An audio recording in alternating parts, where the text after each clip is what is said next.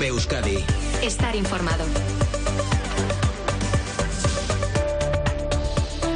1:07 de la tarde, Euskadi, como sabes, arranca la normalidad en este primer lunes sin restricciones. Es un 14 de febrero que se presenta como una nueva etapa de la pandemia porque hemos arrancado la semana con menos de 1.000 contagios diarios por primera vez en 2 meses y medio. Son los datos que nos ha dejado el último boletín de Osakidetza. Y es que esta mañana la misma consejera de Salud ha dicho que el País Vasco ha entrado en una nueva fase. Estamos en un momento de recuperación, pero hay que seguir tomando medidas para prevenir contagios, sobre todo porque el virus ha dejado secuelas. Es una enfermedad nueva de la que hay que seguir estudiando sus efectos y sobre todo controlando las secuelas. Vamos a pasarnos este lunes por la consulta de la doctora Lucía Nieto de Clínica Asunción para conocer cuáles son esos chequeos post-COVID que recomiendan los médicos. Doctora, buenas tardes. Buenas tardes. Muy buenas efectivamente, como lo mencionas, ahora una vez finalizando y esperemos que para más tiempo esta sexta ola y con más tranquilidad, no debemos dejar de poner atención y de tener cuidado con respecto a la aparición del COVID agudo.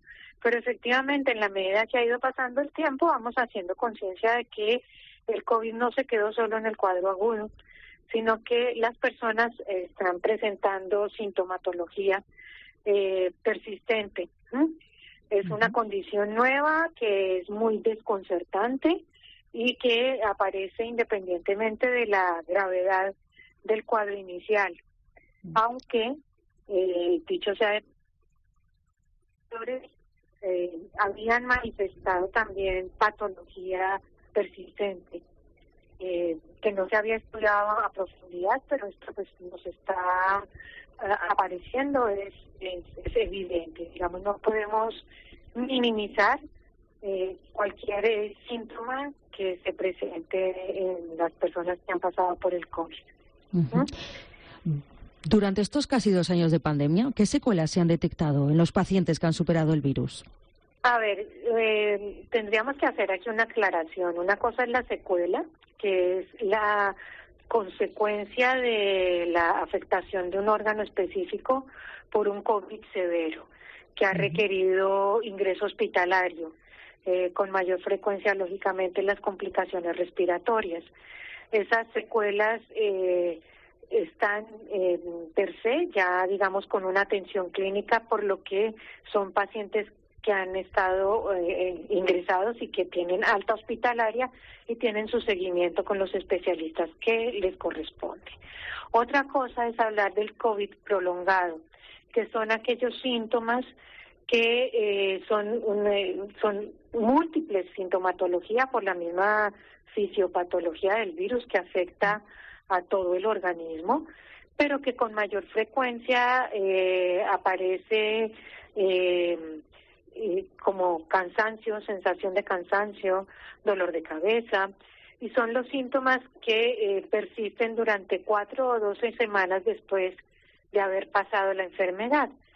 ¿Qué pasa con este tipo de sintomatología? Que son, como te digo, síntomas muy sutiles que pueden darnos a entender o que la persona tiene un COVID persistente o que son cuestiones que están apareciendo en ese momento y de las cuales las personas hacen conciencia, como por ejemplo el cansancio, ¿sí?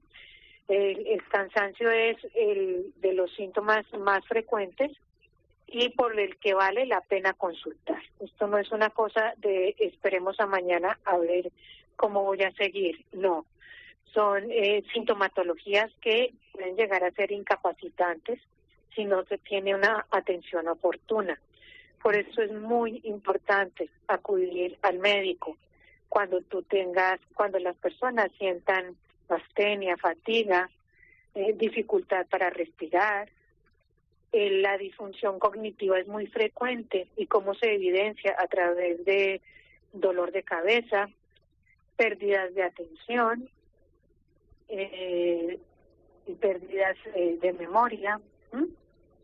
Hay un bajo estado de ánimo, dolores musculares y afectaciones psicológicas que mencionaba con el estado de ánimo, y no es cuestión a la que no se le deba poner atención, como te decía.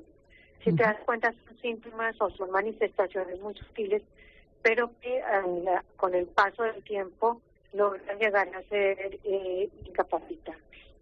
Este es un llamado más hacia ponerle un poquito más de atención a nuestra salud. Las personas que hemos pasado el COVID, fijarnos qué síntoma nuevo o qué sensación nueva tenemos y si esa sensación llega a afectarnos en nuestro cotidiano, ¿sí?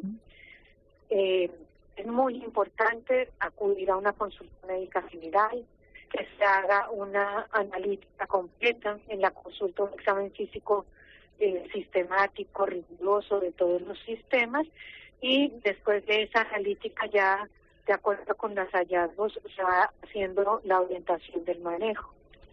Otra cosa muy importante es pensar que es una aproximación que no puede ser solamente médica, sino que es una condición en la que deben estar atentos también los farmacéuticos, la enfermería, ¿sí?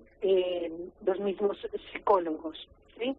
Para detectar la condición y a su vez hacer una aproximación multidisciplinaria, digámoslo así, que es el apoyo que requiere la persona. Sí, tenemos que estar muy pendientes de nuestra salud, sobre todo aquellos que hemos pasado la enfermedad y aquellos, como bien comenta doctora, que ahora mismo tienen el COVID persistente o que notan, ¿no?, que siguen teniendo ciertos síntomas, ¿no?, que no han desaparecido. También hay gente que sospecha haber pasado la enfermedad pero no lo tiene claro. Para esto también hay chequeos específicos, ¿verdad? Sí, a ver, el test de anticuerpos, que muchas personas dirán, bueno, pero si me hago la prueba me sale positivo porque estoy vacunada. Pero el test de anticuerpos tiene la posibilidad de identificar los anticuerpos que son producto de la vacunación o que son producto de la enfermedad, ¿sí? Que si es necesario o no es necesario, en últimas, en esta condición en que estamos, pues todos tendremos que pasar de una u otra manera, pero hay quienes sí sería importante que tuviesen la claridad de si han pasado o no han pasado la enfermedad. Y lo otro es que igual, ¿a qué se debe esa prolongación de síntomas? Eso todavía no está claro. En algunas personas se ha detectado que el virus sigue estando presente. En otras personas se ha detectado que la respuesta inmunológica sigue siendo exagerada e incluso se ha pensado también en que pueda llegar a ser una cuestión que haga referencia a la autoinmunidad. O sea que estamos en ese punto de no saber muy bien, pero de que es necesaria la aproximación, de que es necesario saber qué es lo que nos está pasando, sí, porque ayuda podemos tener. Y la tenemos con ustedes, con todos los médicos de Clínica Asunción, es verdad. Todavía nos queda mucho que estudiar sobre el patógeno y averiguar, ¿no?, qué efecto está teniendo en nuestro cuerpo y qué es lo que va a suponer de cara a un futuro. Pero además, si hemos pasado la enfermedad, si queremos hacernos una prueba porque no sabemos si estamos contagiados o no. En Asunción Clínica se ofrece también diferentes pruebas para detectar el virus, ¿no? ¿Cómo se realizan estos testeos y qué precio tienen, doctora? Bueno, de precios me pones en una tesitura, que no lo sé. La cuestión es, se hace dependiendo del cuadro clínico de la persona para hacer el diagnóstico. Tenemos la posibilidad de hacer el test de antígenos, que se hace también aquí en mi consulta, o el test o la PCR. La PCR es una prueba muchísimo más sensible. El test de antígenos resulta siendo muy, muy útil en los primeros 5 días de los síntomas, porque la concentración de virus a nivel del tracto respiratorio superior es suficiente, es una concentración alta, y la sensibilidad del test nos permite detectarlo. Ya después del 4º o 5º día es más exacto hacer una prueba de PCR, que también la prueba la podemos hacer aquí en mi consulta y la tenemos en las distintas consultas de la Clínica de la Asunción. ¿Cuándo tenemos el resultado, doctora? ¿Cuándo lo recibimos? Del test de antígenos, Las dos se pueden recibir el mismo día. El test de antígenos en 20 minutos, media hora, recibe el mensaje en su teléfono y con la PCR también, más o menos a las 8 horas. Y lo otro es que al haber realizado las pruebas, en la clínica también se puede extender el certificado COVID. Uh-huh. Un certificado que además nos va a servir también para viajar y que es importante en ese sentido y que por tanto nos asesoran en Clínica Asunción. Por cierto, ¿también se recomienda una placa de tórax para quienes hayan estado ingresados, hayan pasado por una neumonía?